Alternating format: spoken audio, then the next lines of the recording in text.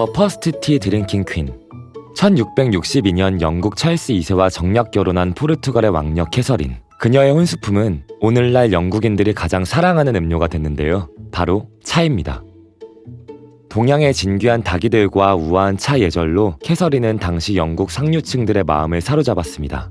이보다 훨씬 이른 7세기경 신라 선덕여왕 때부터 우리나라 사람들은 차를 마시고 있었습니다. 최근 영국의 연간 1인당 차 소비량은 1.94kg으로 세계에서 세 번째로 차를 많이 마십니다.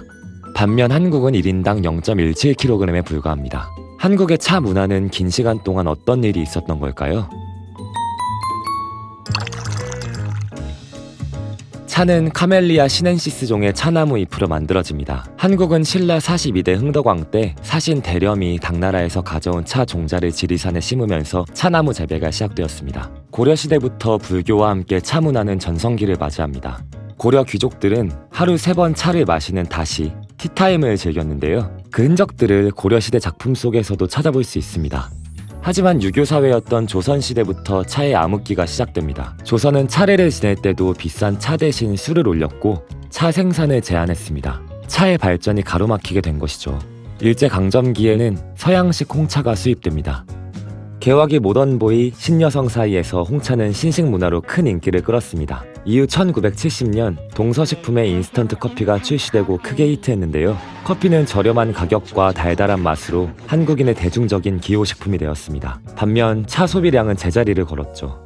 80년대 들어서며 정부는 품질 좋은 국산차 개발을 위해 차 산업 육성책을 발표합니다.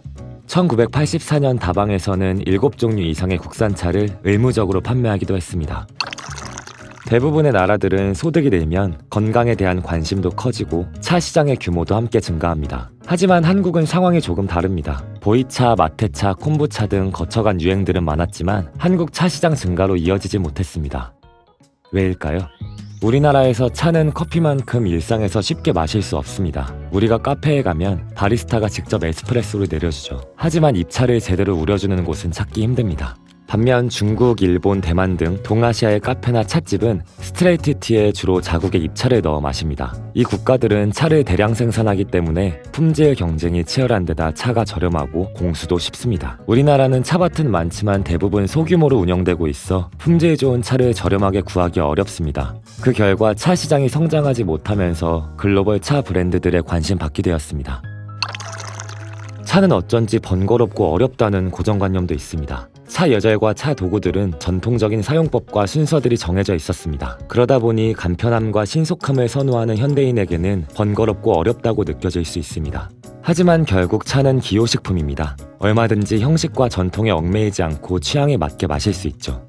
커피가 에스프레소, 라떼, 아인슈페너 등 마시는 방법이 다양한 것처럼 차도 레시피에 적힌 시간보다 짧게 우려도 되고 우유를 타서 마셔도 되고 뜨거운 게 싫다면 냉침을 활용할 수 있습니다. 결국 차를 마신 경험이 쌓이면 자연스럽게 자신만의 방법으로 차를 즐길 수 있겠죠. 티 전문 카페인 티룸. 최근 새롭게 나타난 차 문화의 한 장면입니다. 예약제로 운영하는 티하우스들은 열흘 전에 예약이 마감될 정도로 인기입니다. 요즘 갓생살기, 미라클 모닝 같은 키워드가 등장하면서 자기 자신에게 집중할 매개체로 차를 선택하는 사람들이 늘고 있습니다. 한동안 잊혔던 차가 한국의 트렌드가 되어가고 있는 것이죠. 티포트는 누구나 취향껏 맛있게 즐기는 차를 알아가 보려고 합니다. 혼자 마셔도 좋고 누군가와 함께하기도 좋은 차. 지금까지는 차와 친하지 않았더라도 괜찮습니다. 티포트와 함께 본인 취향을 찾아 차를 즐겨보세요. 세상의 모든 차 이야기, 티포트.